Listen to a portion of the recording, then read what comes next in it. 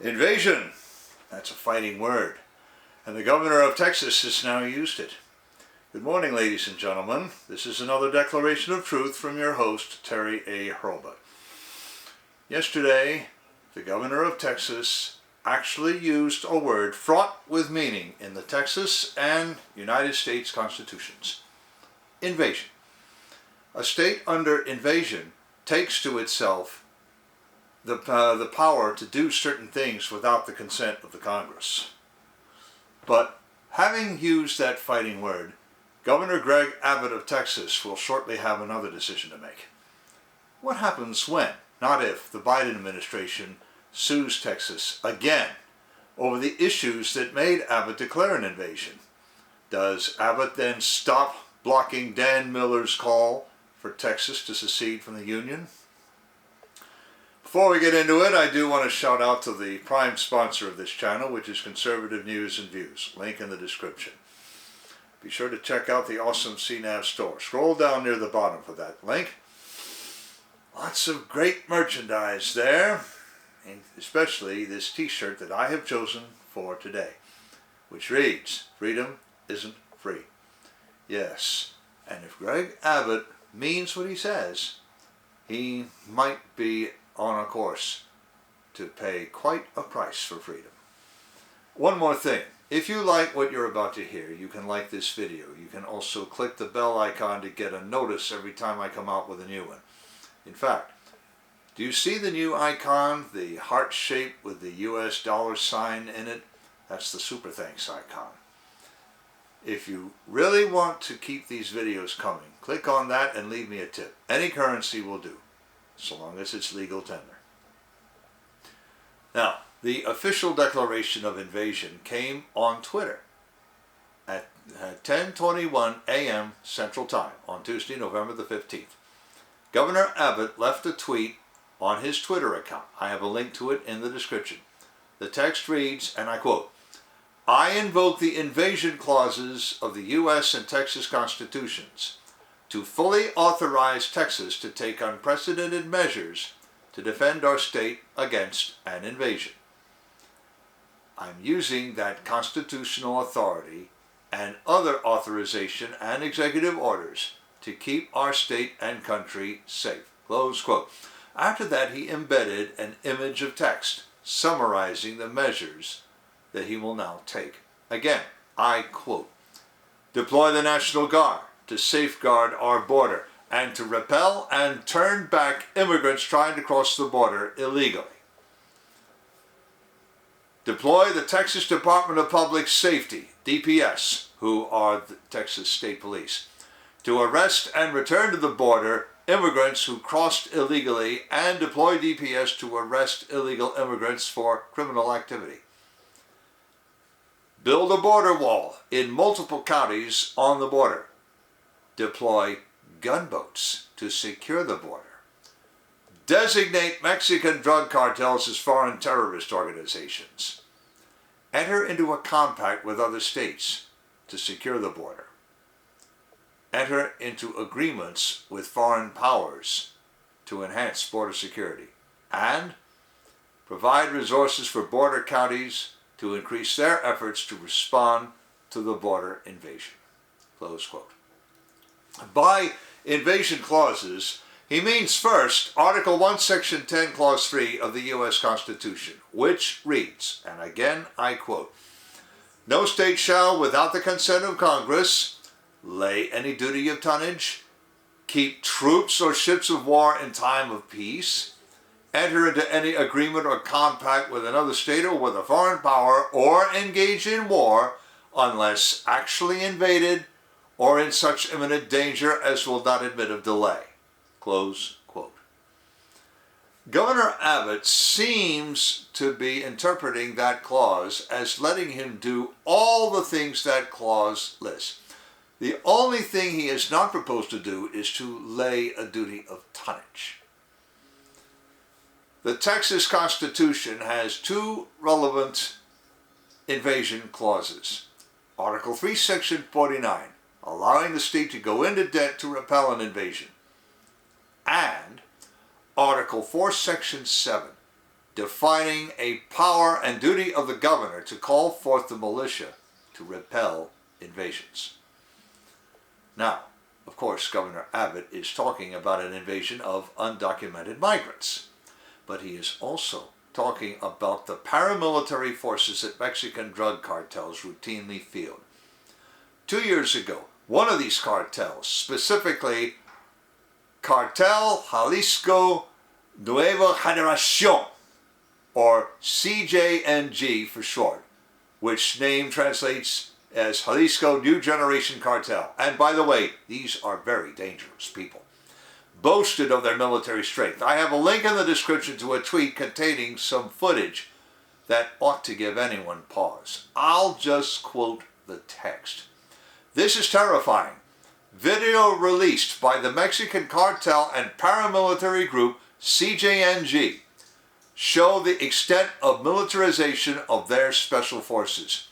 Scores of armed and kitted out fighters in standardized uniforms line a large convoy of up-armored troop transport vehicles and technicals. Close quote.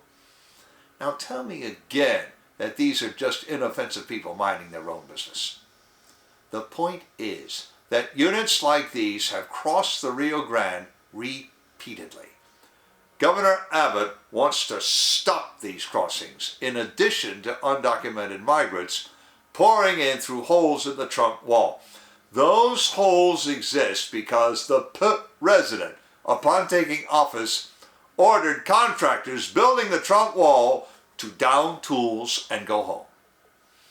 So, when another user questioned the governor's use of the word invasion, a third user, quoting that boastful video, brought the mocker up short. I have a link to that bringing up short video in the description. Excuse me. Yet another user accused the governor of racism and said Texans pay higher taxes than Californians. Whereupon a fifth user shared tax rates and property valuations that cut that argument short as well. Again, I have a link in the description. And here are the figures he quoted. Sales tax. California, 7.25%. Texas, 6.25%. Maximum state tax. California, 12.3%. Texas, 6.31%. Remember this, Texas has no income tax. Average property tax rate. Now there California would seem to have Texas. California 0.73%, Texas 1.69%. But now look at average home valuation. California $708,000. Texas $258,000. Suddenly those property taxes don't cost all that much, do they? That aside, I also have a link to Kevin Dalton's tweet showing an interview of Kamala Harris getting owned on Meet the Depressed. Dalton says, the border is secure, unquote, Kamala Harris. It is not, unquote, anyone with eyes. And to back that up, the video has footage of a file of people fording the Rio Grande, just as easy as you please. So, what has Abbott done about the inflow thus far? Before I answer, I want to shout out to a sponsor who can really help you through the economic storms to come. That sponsor is oursilverlines.com. Do you feel like you're working harder for your money just to get by? You're not alone. The fluctuating economy, employment issues, and unexpected changes in life have left many families struggling over the past few years. Collecting gold and silver can help shield you against many of these challenges, but if you're like me many years ago, you don't know where or how to start. Our Silver Lines helps by connecting you with thousands of members who are learning the secrets to creating and protecting true wealth by collecting precious metals. Maybe you just want to collect rare and unique coins, or you're an entrepreneur looking for business opportunities. This company's got them. Either way, they can help you learn to live an exceptional life. Visit oursilverlines.com to learn how you can build a legacy for your future. Now then, Governor Abbott along with the governor of Missouri, first sued the federal government to keep Donald Trump's Remain in Mexico policy in place. A district judge granted injunctive relief, and the Fifth Circuit affirmed that. But the Supreme Court reversed that judgment, saying a president can do what he wants on immigration. Biden versus Texas, docket number 21-954, slip opinion, decided June 30th, 2022. It will have certain other numbers when it gets into a printed work. So, Abbott started putting migrants on buses and sending them to New York City, Washington, D.C., and Chicago, among other leftist-dominated cities. The mayor of New York sued Texas, accusing Abbott of manufacturing a crisis in his city. Abbott, undaunted and unimpressed, continued the program. But conservative commentators like Bradley Dean and Laura Loomer thumped Abbott for, as they saw it, facilitating the Democrats' own objective of importing and transplanting undocumented migrants throughout the country, where they feared said migrants would eventually register to vote.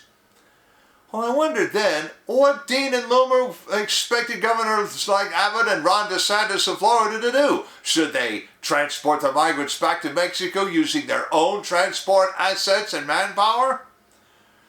Governor Abbott would now appear to have decided to do precisely that. He speaks of repelling and turning back illegal crossers, building his own wall, even deploying gunboats on the Rio Grande. When someone takes such measures, he wants people to know he's serious. Almost as controversial as arrests and gunboats is his plan to form a compact with other states and negotiate agreements with foreign powers. The foreign powers presumably include Mexico and Latin American countries further south. The president of Mexico is likely to be bitter and resentful. Back in July, he accused Abbott of mistreating immigrants and Mexicans and called on Mexican immigrants to vote against him. You heard me right. The leader of a foreign power called on his nationals, who shouldn't be voting in our elections, to vote in them against Abbott. Abbott won re-election. Mexican President Andrés Manuel López Obrador knows this and might know that discretion is the better part of valor. But what other states are going to form a compact with Texas? Florida is an obvious candidate. So are Alabama, Mississippi, and Louisiana. Before midterms, I would have assumed that Arizona would qualify, but unless Kari Lake wins the lawsuit she pledges to file to overturn the results of the governor's race there, Governor-elect Katie Hobbs, Democrat of Arizona, is likely never to sign any such compact. Now, there's some controversy about that governor's race. Some legacy media outlets have called that race for Hobbs, but a lot of my influencer friends have not. Yet. New Mexico was never going to sign that kind of compact in any case. Now that raises the question of whether Texas will now build an interstate wall on its border with New Mexico. Roadblocks and checkpoints might not cut it. Which brings us to the next question. Texit, which means Texas exit. Dan Miller's Texas nationalist movement has, thus far, said nothing about Governor Abbott's declaration of invasion. But they've made no secret of their position on immigration generally. They speak of a sustainable equilibrium, suggesting that the immigration now happening is unsustainable and not at equilibrium. The TNM lists a conciliatory position on U.S. military bases like Joint Base San Antonio within Texas. So obviously, Texas secessionists are not looking for a Fort Sumter event. But secession fever has always strengthened on provocation of Texans by federal authorities. An adverse federal response to Governor Abbott's invasion declaration might constitute a provocation. On the other hand, gunboats on the Rio Grande might cause Ambassador Susan Rice if she is, as I suspect, the power behind the Oval Office, to consider herself provoked. Has Governor Abbott thought all these matters through? He never impressed Dan Miller as having the welfare of Texas or Texans so at heart to declare an invasion. That's why Miller endorsed Lieutenant Colonel Allen West, U.S. Army, retired, for governor in the Republican primary. Now, obviously, West lost. Not so obvious is why Abbott felt the need for such a drastic change in policy right now. From shipping undocumented migrants to other American cities to turning or sending them back to Mexico on his own is as drastic as it gets. That is, if he means what he says. Ken Cuccinelli and Russ Vaught at the Center for Renewing America will believe it when they see it, according to the Washington Times. But if Abbott does go through with it, well, I think he'll have to tell his friends in the Texas legislature to stop chubbing, which is to say pigeonholing and filibustering the bill to set up a referendum to create a Texit study committee. Link in the description to the article, to the invasion declaration, to the footage from CJMG strutting their stuff, to the tweet quoting that video to tell somebody that there is an invasion going on after all, to the tax comparison between Texas and California, to the video from Meet the Press showing people fording the Rio Grande, to my Declaration of Truth Twitter account, and to Conservative News and Views. I've also left links to the awesome CNAV Store and to oursilverlives.com, as I also mentioned. You know already about how to like a video, turn on notifications, and leave a tip. And on the end screen, I'm going to leave a subscribe link to my channel and links to other videos that I've done about about Biden versus Texas, among other things, and a few others that I might find. This is Terry A. Herbert delivering another declaration of truth and reminding you to let the truth set you free.